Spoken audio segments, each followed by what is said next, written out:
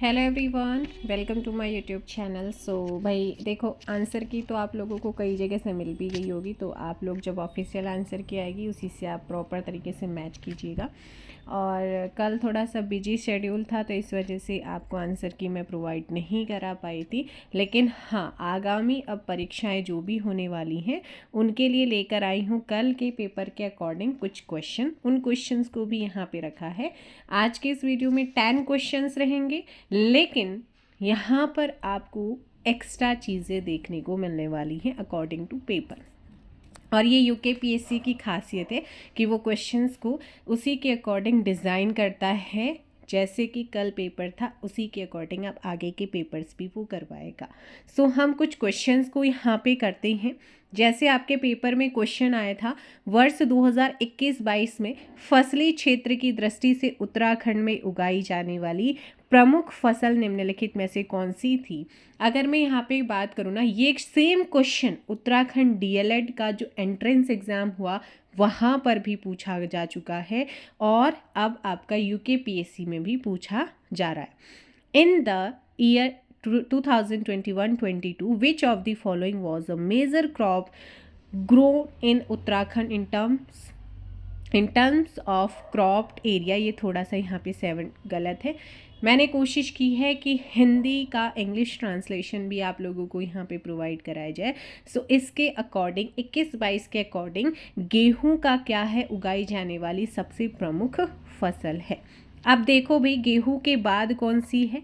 गेहूं के बाद धान, फर्स्ट नंबर गेहूं है, फिर धान, मड़ुआ, सांवा, गन्ना, मक्का और जौ। ये 7 मैंने आपको बता दी हैं। अब इससे ज़्यादा और क्या पूछेगा? 2 मुख्य फसल पूछ लेगा इस तरीके से, जैसे डीएलएड में पूछा गया था 2 मुख्य फसल कौन सी है, गेहूं और धान है। ऐसे फिर आप आगे भी क्वेश्चन बन सकता है, जैसे यहाँ पर प्रमुख फसल बताई गई है तो इसके अकॉर्डिंग आप यहाँ पर अब कर लीजिएगा। नेक्स्ट यहाँ पर आता है आसियान शिखर सम्मेलन 2024 का आयोजन जो है ये कहाँ पर हुआ है, ये आपसे पूछा गया है। और समिट से रिलेटेड मैंने आई थिंक आप लोगों को एक, जहाँ पे नोबेल प्राइज़ मैंने कहा था क्वेश्चन पूछेगा, आप लोग अपने क्वेश्चंस को तैयार रखिए। ये मैंने आपको बोला था नोबेल प्राइज़ से क्वेश्चन आएगा और आया भी है। तो अब यहाँ पर आप मुझे इसका आंसर बताओ जल्दी से कि क्या होगा। आसियान शिखर सम्मेलन कहाँ पर हुआ है? तो ध्यान रखिएगा, ये हुआ है लाओस वियतनाम में। कहाँ पर हुआ है? लाओस वियतनाम, आपने ध्यान रखना है। ऑप्शन हो जाएगा सी, ऑप्शन होगा सी। अब आगामी एग्जाम्स में कौन से समिट पूछ सकता है उनको थोड़ा सा देख लेते हैं। जैसे कि यहाँ पर है जलवायु शिखर सम्मेलन। देखिएगा, यहाँ पर मैंने सिर्फ शिखर सम्मेलन के नेम लिखे हुए हैं, नंबर मैं बताने वाली हूँ कि मतलब ये शिखर समिट आपका कहाँ पर हुआ है। जलवायु शिखर सम्मेलन 2024, क्लाइमेट समिट 2024, ये हुआ है 12 जनवरी 2024 को मुंबई महाराष्ट्र में हुआ है। 19वां नैम शिखर समिट 2024, आपका 19th नैम समिट 2024, ये कहाँ पर आयोजित किया गया है? तो ये युगांडा के अंदर एक आता है कंपाला युगांडा में 15 से 20 जनवरी 2024 को आयोजित हुआ था। नेक्स्ट आता है 9th भारतीय अंतर्राष्ट्रीय विज्ञान महोत्सव 2023, ये हालांकि 24 में हुआ है इसलिए मैंने यहाँ रखा है। 9th Indian international science festival 2023, जो कि फरीदाबाद हरियाणा में हुआ। कहाँ पर हुआ है? फरीदाबाद हरियाणा में 17 से 20 जनवरी 2024 के बीच में हुआ है। इसके बाद यहाँ पर नेक्स्ट हमारा जो समिट है वो है विंग्स इंडिया एयर शो, पूछा जा सकता है। Wings India air show 2024, wings India 2024 air show कहाँ पर हुआ था? तो ये बेगमपेट हवाई अड्डा जो है आपका हैदराबाद में 18 से लेकर के 21 जनवरी 2024 के बीच हुआ। इसके बाद आता है विश्व रक्षा show 2024, world defence show 2024, important है आगामी एग्जाम्स के लिए। ये हुआ था रियाद के अंदर, और रियाद आता है सऊदी अरब में। 4 से 8 फरवरी 2024 के बीच में ये हुआ है। इसके बाद नेक्स्ट हमारा जो समिट है वो है 7th हिंद महासागर सम्मेलन, 7th इंडियन ओशन कॉन्फ्रेंस 2024, ये हुई है पर्थ ऑस्ट्रेलिया के अंदर, पर्थ ऑस्ट्रेलिया में 9 से 10 फरवरी 2024 के बीच में। उसके बाद यहाँ पर मैं बात करती हूँ 11वां विश्व सरकार शिखर सम्मेलन, विश्व सरकार शिखर सम्मेलन 11वां वर्ल्ड गवर्नमेंट समिट 2024, ये आपकी कहाँ पर हुई है? यूएई के अंदर हुई है, यानी कि यूनाइटेड अरब अमीरात, संयुक्त अरब अमीरात के अंदर हुई है। 12 से 14 फरवरी 2024 के बीच में हुई है। इसके बाद हम बात करते हैं नेक्स्ट समिट की, 9वां रायसीना डायलॉग्स, है ना, 9th रायसीना डायलॉग 2024 का आयोजन न्यू दिल्ली के अंदर हुआ है 21 से 23 फरवरी 2024 में। Mobile world conference 2024, mobile world conference 2024 कहाँ पर हुई है? याद रखना है, स्पेन के अंदर बार्सिलोना में। कहाँ पर हुई है? स्पेन के अंदर बार्सिलोना में हुई है, और ये 26 फरवरी 2024 को स्पेन बार्सिलोना में आयोजित हुआ। उसके बाद 26 वर्ल्ड एनर्जी कांग्रेस कॉन्फ्रेंस, है ना, कौन सा हुआ है? 26वां विश्व ऊर्जा कांग्रेस सम्मेलन 2024, इसका आयोजन अबू धाबी में हुआ। कहाँ पर हुआ है? अबू धाबी में हुआ है 18 अप्रैल 2024 यूएई के अंदर। 16वां विश्व भविष्य ऊर्जा शिखर सम्मेलन 16th world future energy summit 2024 का आयोजन कहाँ पर हुआ है? रॉटरडैम। कहाँ पर हुआ है? रॉटरडैम। और रॉटरडैम कहाँ पर है आपका? नीदरलैंड के अंदर है। कहाँ पर है भाई? नीदरलैंड के अंदर है। 22 से 25 फरवरी 2024 के बीच में हुआ। पीडीएफ चाहिए तो आप टेलीग्राम ज्वाइन कर लीजिए, पीडीएफ वहाँ पे प्रोवाइड करा दूंगी। विश्व हाइड्रोजन शिखर सम्मेलन और प्रदर्शनी 2024, world hydrogen summit and exhibition 2024 की हम बात करते हैं, तो ये समिट कहाँ पर हुआ है? रॉटरडैम में ही हुआ है। कहाँ पर हुआ है? रॉटरडैम। और ये कहाँ पर है? नीदरलैंड। 13 से 15 मई 2024 के बीच में हुआ है। इसके बाद हम नेक्स्ट समिट की बात करते हैं, 112वां अंतर्राष्ट्रीय श्रम सम्मेलन 2024, 112th इंटरनेशनल लेबर कॉन्फ्रेंस 2024, इसका आयोजन हुआ है जेनेवा स्विट्जरलैंड में। कहाँ पर हुआ है? जेनेवा स्विट्जरलैंड के अंदर हुआ है। कब हुआ है? 3 से 14 जून 2024 के बीच में आयोजित हुआ। नेक्स्ट आता है बॉन जलवायु सम्मेलन 2024, बोन क्लाइमेट कॉन्फ्रेंस 2024, इसका आयोजन हुआ है बॉन में। और ये बॉन कहाँ पर है भाई? जर्मनी के अंदर है, ये बॉन पड़ता है एक प्लेस। 3 से 13 जून 2024 के बीच में इसका भी आयोजन किया गया था। इसके बाद हमारा बहुत ही इंपॉर्टेंट समिट है 50वां G7 शिखर सम्मेलन 2024, 50th G7 समिट 2024, 24, इसका आयोजन कहाँ पर हुआ है? पूछा जा सकता है अपकमिंग में। G7 शिखर समिट 2024 इटली, और इटली के अंदर भी कौन सा प्लेस है? अपुलिया। अपुलिया एक जगह है इटली के अंदर, वहाँ पर आयोजित हुआ है 13 से 15 जून 2024 के बीच में। इसके बाद आता है यूक्रेन शांति शिखर सम्मेलन 2024, यूक्रेन पीस समिट 2024, और इसका आयोजन हुआ है कहाँ पर? स्विट्जरलैंड के अंदर। और स्विट्जरलैंड में भी बुर्गेन स्टॉक नाम का एक प्लेस आता है। कहाँ पर? स्विट्जरलैंड में। वहाँ पर 15 से 16 जून 2024 में यूक्रेन शांति शिखर समिट आयोजित हुआ। ग्लोबल इंडिया एआई शिखर summit 2024, global India AI summit 2024, AI artificial intelligence summit 2024 का हम आयोजन की बात करेंगे। तो इसका आयोजन न्यू दिल्ली में हुआ है, और न्यू दिल्ली में 3 से 4 जुलाई 2024 के बीच में इसका आयोजन किया गया। इसके बाद हम बात करते हैं, बहुत ही इंपॉर्टेंट है जो अभी पूछा भी जा चुका है, 44th एंड 45वां आसियान शिखर समिट या डायरेक्ट आसियान शिखर समिट 2024 आपसे पूछेगा, अभी पूछा गया है। और इसका आयोजन कहाँ पर हुआ है? तो लाओस आपने देखा था, कहाँ पर? लाओस। और लाओस कौन से कहाँ पे आता है?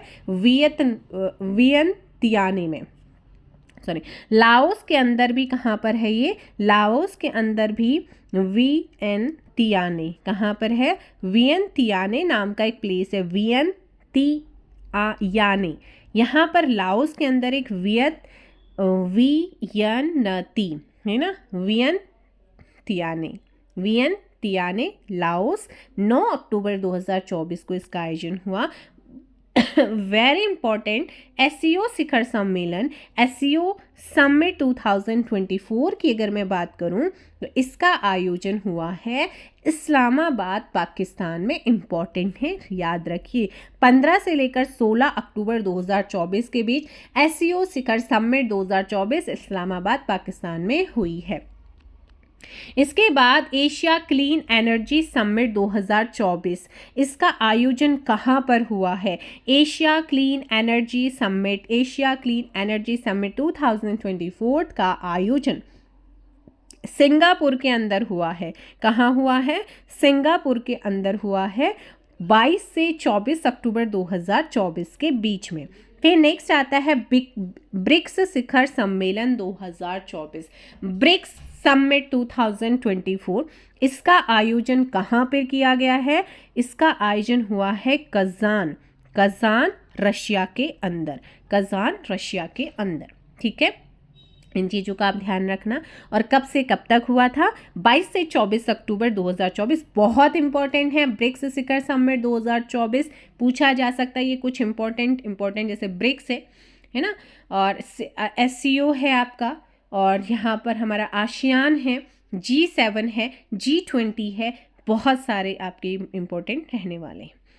नेक्स्ट हमारा आता है संयुक्त राष्ट्र जैव विविधता सम्मेलन COP16 2024, United nation conference on biotics है ना, COP16 2024 का यहाँ पर कहाँ पर हुआ है ये सम्मेलन?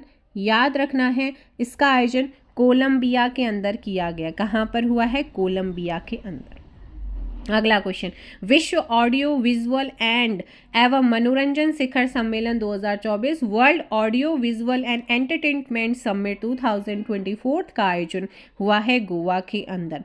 गोवा में हुआ है 20 से 24 नवंबर 2024 में। नेक्स्ट है ना, हाँ, नेक्स्ट हम यहाँ पर बात करते हैं 55th भारतीय अंतर्राष्ट्रीय फिल्म महोत्सव 2024, 55th international film festival of India 2024, और इसका आयोजन भी गोवा में हुआ है 20 से 28 नवंबर 2024। नेक्स्ट आता है 18th प्रवासी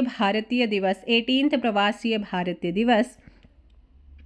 सो ये आपका आयोजित हुआ है अभी 8 से 10 जनवरी 2025 के बीच Bhubaneswar Odisha, and 25th international Indian film academy IIFA awards, 25वां अंतर्राष्ट्रीय भारतीय फिल्म अकादमी आईफा अवार्ड्स, ये जयपुर के अंदर अभी क्या हुए हैं? 7 से 9 मार्च 2025 को होने वाले हैं, अपकमिंग है। ठीक है, तो ये थे भाई कुछ इंपॉर्टेंट शिखर सम्मेलन। आई होप सो आप लोगों को ये हेल्प करने वाला है। अब यहाँ पर जैसे कि आपकी एग्जाम में सूचकांक से क्वेश्चन पूछा गया था, वैश्विक नवाचार सूचकांक 2024 में भारत का कौन सा स्थान रहा है? जल्दी से कमेंट कीजिएगा। इसी से रिगार्डिंग मैंने कुछ और सबमिट यहाँ पे रखे हुए हैं, उनको भी करने वाले हैं हम। तो एक बार जल्दी से बताओ भाई, हमारे भारत की मैं बात करती हूँ तो भारत का कौन सा स्थान रहा है यहाँ पर? सो वैश्विक नवाचार सूचकांक, what is the rank of India in a global innovation index 2024? वैश्विक नवाचार सूचकांक में, जिसे विश्व बौद्धिक संपदा संगठन विपो ने जो है जारी किया था, टोटल 133 देशों इसमें शामिल थे। स्विट्जरलैंड इसमें टॉप पर रहा है और हमारा देश भारत 39th रहा है। हमारा देश भारत 39th रहा और 2023 में भारत की रैंक थी 40। क्या थी? 40, और इस वर्ष है 39, मतलब 2024 जो हमारा बीता है। आइएगा यहाँ पर कुछ इंपॉर्टेंट सूचकांकों को भी हम देख लेते हैं, जिसमें पहला सूचकांक हमारा आता है रूल ऑफ लॉ इंडेक्स 2024, यानी कि कानून के शासन सूचकांक 2024 में हमारा भारत रहा है 79th नंबर पे, और टॉप पर रहा है डेनमार्क। विश्व न्याय परियोजना WJP ने इसे जारी किया है, विश्व न्याय परियोजना। नेक्स्ट यहाँ पर आता है AI तत्परता सूचकांक 2024। AI आर्टिफिशियल इंटेलिजेंसी या फिर हम बोलते हैं रेडीनेस इंडेक्स 2024, इसमें हमारा भारत रहा है 72वें नंबर पर, सिंगापुर रहा है टॉप पर। भारत का स्कोर 0.49 था। अंतर्राष्ट्रीय बौद्धिक संपदा सूचकांक 2024, इंटरनेशनल इंटेलेक्चुअल प्रॉपर्टी इंडेक्स 2024 की अगर हम बात करते हैं, जिसे global innovation policy centre US के द्वारा जारी किया गया, अमेरिका टॉप पर रहा है और हमारा भारत 42। लास्ट 2023 में भी क्या था, 42 पर ही था। नेक्स्ट आता है विश्व प्रतिभा रैंकिंग, वर्ल्ड टैलेंट रैंकिंग 2024 की बात कर लेते हैं। प्रबंधन विकास संस्थान IMD ने इसे जारी किया। स्विट्जरलैंड टॉप पर है। हमारा भारत की रैंक पूछेगा, हमारी भारत की रैंक है 58।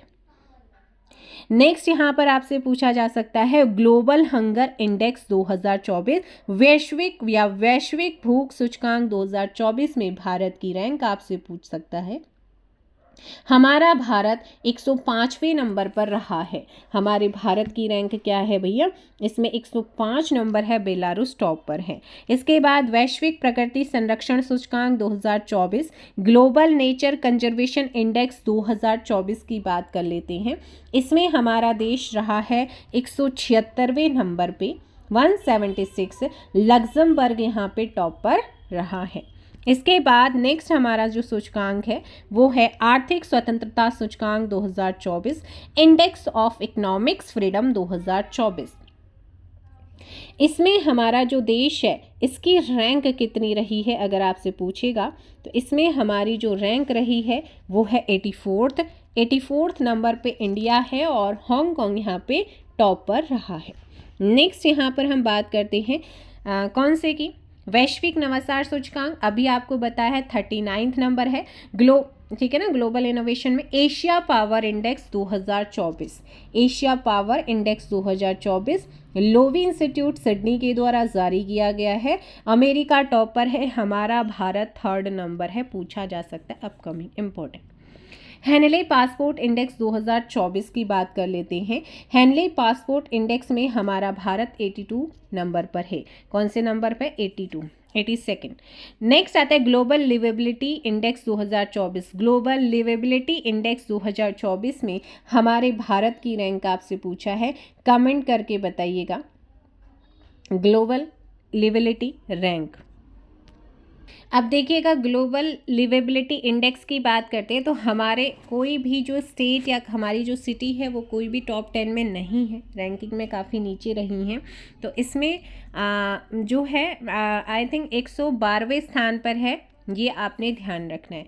नेक्स्ट हमारा जो इंडेक्स आता है वैश्विक ऊर्जा संक्रमण सूचकांक 2024, ग्लोबल एनर्जी ट्रांजिशन इंडेक्स 2024 की बात करते हैं और इसके अकॉर्डिंग हमारा जो भारत है उसकी रैंक अगर आपसे पूछता है तो इसकी रैंक है 63rd।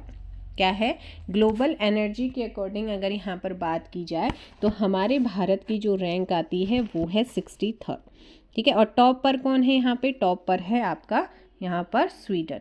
नेक्स्ट आता है ग्लोबल जेंडर गैप, बहुत इंपॉर्टेंट है ग्लोबल जेंडर गैप 2024 जो इंडेक्स है हमारा, क्वेश्चन पूछा जा सकता है, यूकेपीएससी इस टाइप के क्वेश्चन पूछता है। 129, ठीक है, 129th नंबर हमारा भारत, आइसलैंड यहाँ पे टॉप पे रहा है।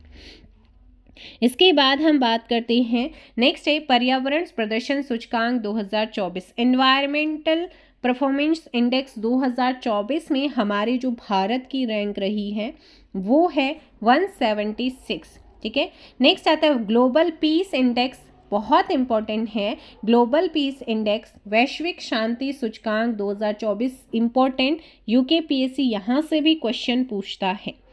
सो यहाँ पर हमारा जो भारत है उसकी रैंक रही है 116 और आइसलैंड यहाँ पे टॉप पर है। क्या है, आइसलैंड टॉप पर है। ठीक है, और हाँ जो हमारा पर्यावरण में था ना उसमें एस्टोनियो जो है वो रहा है टॉप पर पर्यावरण प्रदर्शन में और भारत 176 पे। वैश्विक शांति सूचकांक में आइसलैंड टॉप पर है और हमारे भारत की रैंक है 116। 116 क्या है हमारे भारत की रैंक है। इसके बाद हम बात कर लेते हैं किसकी भाई, नेक्स्ट आता है वैश्विक यात्रा एवं पर्यटन सूचकांक 2024। वैश्विक यात्रा एवं पर्यटन सूचकांक 2024, global travel and tourism index 2024। और इसमें हमारे जो भारत की रैंक रही है, भारत की रैंक है 39th, क्या है 39th, और टॉप पर है यूएसए। नेक्स्ट यहाँ पर नेक्स्ट सूचकांक है विश्व प्रेस स्वतंत्रता सूचकांक 2024। वर्ल्ड प्रेस फ्रीडम इंडेक्स 2024 की हम बात कर लेते हैं, और इसमें जो टॉप पर रहा है नॉर्वे और भारत है 159 पे। फर्स्ट साइबर क्राइम इंडेक्स 2024, पहला साइबर क्राइम इंडेक्स 2024, इसमें ये ऑक्सफोर्ड विश्वविद्यालय के नेतृत्व में ये जारी किया गया है। रूस टॉप पर रहा और हमारा भारत रहा है 10th पे, इंपॉर्टेंट है। Global unicorn index 2024, global unicorn index 2024 में टॉप पर कौन रहा है, भारत की रैंक है, तो टॉप पर रहा है अमेरिका और भारत का स्थान है यहाँ पर तीसरा। मानव विकास सूचकांक 2023-24 यूएनडीपी संयुक्त राष्ट्र विकास कार्यक्रम ने जारी किया है। स्विट्जरलैंड टॉप पर है और भारत है यहाँ पर 134th। भारत क्या है, 134वें स्थान पर हमारा भारत है। नेक्स्ट यहाँ पर आता है कौन सा, आइएगा देखते हैं। विश्व खुशहाली रिपोर्ट 2024, विश्व खुशहाली वर्ल्ड हैप्पीनेस रिपोर्ट 2024 में हमारा जो देश है वो रहा है 126वें स्थान पर। 126वें स्थान पर फिनलैंड टॉप पर रहा। लैंगिक असमानता सूचकांक 2024, जेंडर इनइक्वालिटी इंडेक्स में फिनलैंड टॉप पर है, भारत 108 पर है। जेंडर इनइक्वालिटी में भारत का रैंक क्या है, 108 है। इसके बाद हम बात करते हैं यहाँ पर किसकी, भ्रष्टाचार धारणा सूचकांक, करप्शन परसेप्शंस इंडेक्स 2023, जो कि आपका 24 में आया था, और मतलब 23 का आया था 24 में, तो हम इसी को पढ़ेंगे। इसमें हमारा जो भारत है वो 93वें नंबर 93वें नंबर पर रहा है और डेनमार्क यहाँ पर टॉप पर रहा है। इसके बाद आता है global fire power ranking 2024, global fire power ranking 2024, इसमें हमारा भारत 4th नंबर पर है, अमेरिका यहाँ पर क्या है, टॉप पर है। तो ये जो 3rd 4th 10th है आ रहे ना, ये बहुत ज़्यादा इंपॉर्टेंट है, इसके लिए जो वेरी इंपॉर्टेंट है वो बताते हुए चल रहे हैं। नेक्स्ट आता है जलवायु परिवर्तन प्रदर्शन सूचकांक, इंपॉर्टेंट है। क्लाइमेट चेंज परफॉर्मेंस इंडेक्स 2024 की हम बात करते हैं। डेनमार्क यहाँ पे वैसे 4th नंबर पे रहा, भारत जो है वो 7वें नंबर पर रहा है। नेक्स्ट क्वेश्चन की हम बात कर लेते हैं क्या, तो ये थे भाई आपके कुछ इम्पोर्टेंट सूचकांक जो मैंने यहाँ पर आप लोगों को बताए हैं। नेक्स्ट यहाँ पर आता है नीति आयोग के SDG इंडिया इंडेक्स 2023-24 में उत्तराखंड का कौन सा स्थान या रैंक हासिल किया है उत्तराखंड ने। Which rank has Uttarakhand achieved in NITI Aayog SDG index 2023 and 24? इसमें केरल और उत्तराखंड दोनों ही फर्स्ट नंबर पर रहे 79 रैंक के मतलब स्कोर्स के साथ। ऑप्शन हो जाएगा फर्स्ट, ऑप्शन क्या हो जाएगा फर्स्ट। देखो भाई, चौथा सतत विकास लक्ष्य SDG भारत सूचकांक, 4th sustainable development goal SDG India index 2023-24, इसका इशूअर करता यानी कि जारी करता कौन है, नीति आयोग है। 12 जुलाई 2024 को इन्होंने ये रिपोर्ट जारी की थी। प्रथम स्थान केरल और उत्तराखंड स्कोर 79 के साथ। सेकंड नंबर पे रहा है तमिलनाडु। यूटीज में यानी कि केंद्र शासित प्रदेशों में पहले स्थान पर चंडीगढ़ है और दूसरे नंबर पर आता है JNK। और सबसे लास्ट में कौन रहा है SDG की रैंक में, बिहार रहा है 57 के साथ में, स्कोर क्या है 57। अब आ जाते हैं भाई आपका, मैंने जब आप लोगों को ना, आप लोग देखते नहीं है, जब आपको मैं कुछ डायरेक्ट चीज़ें कराती हूँ तो अब आप लोग नहीं देखते। मैंने पहले ही बोला था कि नोबेल से रिलेटेड क्वेश्चन आएगा, भारत रत्न से रिलेटेड क्वेश्चन पूछा जा सकता है। हालांकि इस बार भारत रत्न से अभी नहीं पूछा है, लेकिन अपकमिंग एग्जाम्स में आप ध्यान रखिएगा, पूछा जा सकता है। इसलिए भाई यहाँ पर आप लोगों के लिए मैंने पहले ही कहा था, मैंने आपको कराया भी था, मैंने कहा था नोबेल से 100% यूकेपीएससी क्वेश्चन देगा और दिया था। तो देखो भौतिक में 2024 का नोबेल पुरस्कार निम्न में से किसे मिला? Who among the following has received the 2024 Nobel prize in physics?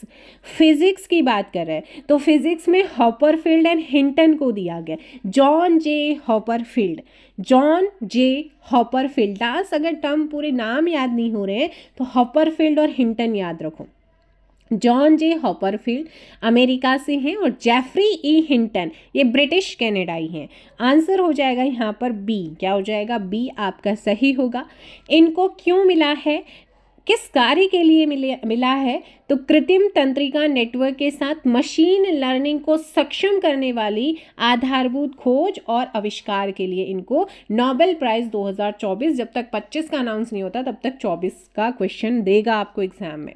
Next question यहाँ पर आता है, अब आगामी एग्जाम्स में पूछा जा सकता है रसायन का, किसी भी चीज़ का, मैं सारे कराने वाली हूँ। रसायन में 2024 का नोबेल, रसायन विज्ञान में 2024 का नोबेल पुरस्कार निम्न में से किसे मिला है? Who among the following has received the 2024 Nobel prize in chemistry? देखो अब जॉन हॉपरफील्ड और जॉफ्री हिंटन को मिला है फिजिक्स में, तो ये तो हो नहीं सकते हैं। विक्टर एम्ब्रोज और रुकवन को मिला है किस में? मेडिसिन के सेक्टर में मिला है, तो ये भी नहीं हो सकते हैं। अब यहाँ पर कौन बचा फिर? भाई डेविड बेकर, डेमिस हसाबिस और John jumper. Baker Hassabis jumper को मिला है रसायन के क्षेत्र में। ऑप्शन सी यहाँ पर करेक्ट होगा। नेक्स्ट क्वेश्चन की बात करते हैं, फिजियोलॉजी या मेडिसिन में 2024 का नोबेल पुरस्कार निम्न में से किसे मिला? Who among the following has received the 2024 Nobel prize in physiology और मेडिसिन? फिजियोलॉजी और मेडिसिन में 2024 का नोबेल पुरस्कार, आप देखिएगा हॉपरफील्ड फिजिक्स में हो गए, ये तीनों आपके केमिस्ट्री में हो गए हैं, और ये आपके मेडिसिन में हो गए हैं। मेडिसिन में कौन है? एम्ब्रोज एंड रुकवन हो जाएंगे। ऑप्शन डी यहाँ पर हो जाएगा करेक्ट आंसर, ऑप्शन डी है ना, ऑप्शन डी। और क्यों मिला है? अब देखो इनको मेडिसिन में माइक्रो आरएनए की खोज में उनके योगदान के लिए, माइक्रो आरएनए पूछता है यूकेपीएससी, कई बार नाम ना देखे किस चीज के लिए मिला है, तो चिकित्सा या मेडिसिन में माइक्रो आरएनए की खोज और खोज में उनका जो योगदान है उसके लिए। भौतिक में John J Hopfield and Geoffrey E Hinton को क्यों मिला? कृत्रिम तंत्रिका नेटवर्क के साथ मशीन लर्निंग को सक्षम करने वाली आधारभूत खोज और आविष्कार के लिए। रसायन में डेविड बेकर जो कि अमेरिका से हैं, डेमिस हसाबिस ब्रिटेन से हैं, जॉन एम जम्पर अमेरिका से हैं। तो सुनो, डेविड बेकर को कंप्यूटेशनल प्रोटीन डिज़ाइन में उनके अभिनय कार्य के लिए, और डेमिस हसाबिस और जॉन एम जम्पर को उनके अभूतपूर्व एआई आधारित प्रोटीन संरचना भविष्यवाणी के लिए मिला है। अब जो विक्टर एम्ब्रोज है ये दोनों ही कहाँ से हैं? अमेरिका से हैं। ठीक है, दोनों ही कहाँ से? अमेरिका से, ऑप्शन डी। नेक्स्ट क्वेश्चन है, साहित्य में 2024 का नोबेल पुरस्कार निम्न में से किसे मिला? Who among the following has received the 2024 Nobel prize in literature? Literature में ये दक्षिण कोरिया की है और ये है हांगकांग। कौन है? Hong Kong. Option A correct answer होगा हांगकांग। गहन काव्यात्मक गद्य के लिए जो ऐतिहासिक आघातों को संबोधित करती है और मानव जीवन की नाजुकता को उजागर करती है, इसके लिए इनको मिला है दक्षिण कोरिया के Hong Kong. Option A. John Hopfield and Geoffrey Hinton को किसके लिए मिला है? फिजिक्स में। David Baker, Demis Hassabis and John Jumper को किस लिए मिला है? यानी कि किस में मिला है आपका? केमिस्ट्री में मिला है। विक्टर एम्ब्रोज एंड गैरी रुकवन को किस में मिला है? आपका चिकित्सा या फिजियोलॉजी में मिला हुआ है। अगला क्वेश्चन यहाँ पर आता है, शांति में 2024 का नोबेल पुरस्कार, ये एक ऑर्गेनाइजेशन है जापान का, उसको मिला है, बताइए। अब देखो, जॉन हॉपरफील्ड, जेफरी हिंटन को मिला है फिजिक्स, इन तीनों को मिला है केमिस्ट्री में, इन दोनों को मिला है भाई आपका चिकित्सा और उसमें, है ना। नेक्स्ट कौन सा है, फिजियोलॉजी में हो जाएगा निहोन हिंडाक्यो। निहोन हिंडाक्यो ये एक क्या है, बताओ जल्दी से बताइएगा। ये एक जापानी संगठन है जिसने परमाणु हथियारों से मुक्त विश्व बनाने के प्रयास किए हैं। परमाणु हथियारों से मुक्त विश्व बनाने के प्रयास किए एक जापानी संगठन है निहान हिंडाक्यो। क्वेश्चन अब आ सकते हैं यहाँ से। अर्थशास्त्र में 2024 का नोबेल पुरस्कार निम्न में से किसे मिला है? अर्थशास्त्र या आर्थिक विज्ञान भी कई बार लिखा होता है, आर्थिक विज्ञान या अर्थशास्त्र में 2024 का नोबेल किसे मिला है? ये मिला है Daron Acemoglu, Simon Johnson and James Robinson को। जो ये डेरोन एस्मोग्लू हैं ये तुर्की अमेरिकी अर्थशास्त्री हैं, साइमन जॉनसन ये ब्रिटिश अमेरिकी अर्थशास्त्री हैं, जेम्स रॉबिन्सन ये ब्रिटिश अमेरिकी अर्थशास्त्री हैं। इनको क्यों दिया गया है? संस्थाएं कैसे बनती हैं और समृद्धि को कैसे इफेक्ट करती हैं, प्रभावित करती हैं, इसके अध्ययन के लिए इनको अर्थशास्त्र में क्या मिला है? नोबेल मिला है 2000। निहान हिंडाक्यो जापानी संगठन शांति के लिए, परमाणु हथियार से मुक्त विश्व बनाने के प्रयासों के लिए मिला है। इसके अलावा जॉन हॉपरफील्ड और जोफ्री, ये वैसे इनका नाम है जेफरी ई हिंटन, ठीक है, या जोफ्री हिंटन बोलियो, जेफरी ई हिंटन ब्रिटिश कनाडाई हैं और वो जॉन हॉपरफील्ड है अमेरिका के। इनको मिला है फिजिक्स में। David Baker, Demis Hassabis, John jumper को किसके लिए मिला है? रसायन में मिला है। विक्टर एम्ब्रोज, गैरी रुकवन को चिकित्सा में मिला है। शांति का निहोन हिंडाक्यो को मिला है। अर्थशास्त्र का डेरोन एस्मोग्लू जॉनसन रॉबिन्सन, याद रख सकते हैं, एस्मोग्लू जॉनसन रॉबिन्सन। और साहित्य में हानगांग दक्षिण कोरिया के, इनको दिया गया है। तो मैंने आपको सारे नॉवल कराए। अपकमिंग एग्जाम्स में यहाँ से क्वेश्चन बन सकते।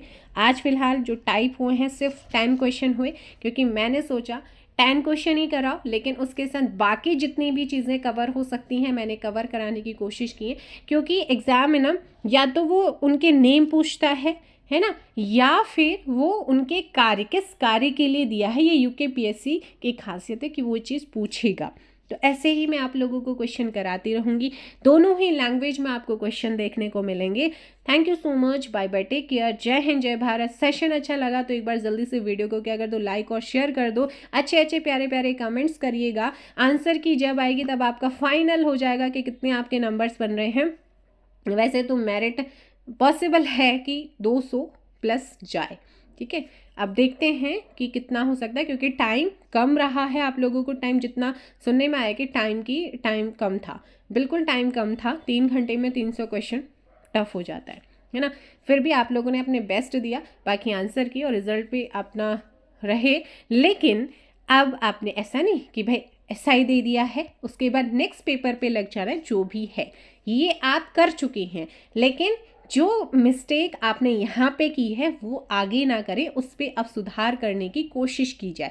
तो इसीलिए कल पेपर हो गया, बात खत्म, रिजल्ट आएगा, वो वहाँ पे आपका रिजल्ट, आपने अपना कर्म कर दिया, फल अब आपके कर्म के अनुसार मिलेगा। लेकिन अब लगना है दूसरे कर्म पे, यानी कि हमें अपने दूसरे पेपर के लिए आप लोगों को तैयार करवाना है। मैं कोशिश करूँगी कि हर एक चीज़ पेपर के अकॉर्डिंग आप लोगों को प्रोवाइड की जाए। और भाई आगामी एग्ज़ाम्स के लिए मैराथन क्लास ज़रूर देखिएगा। उत्तराखंड कौन सी परिषद में आता है, क्षेत्रीय परिषद में आता है, वो सारी चीज़ें मैराथन में कवर की गई हैं। तो जा कर के देखिएगा, है ना। मैराथन देखिए, उत्तराखंड मैराथन देखिए। बाकी मैं चीज़ें यहाँ पे करा रही हूँ। Thank you so much, bye bye, take care, जय हिंद, जय भारत एंड जय उत्तराखंड, जय देवभूमि।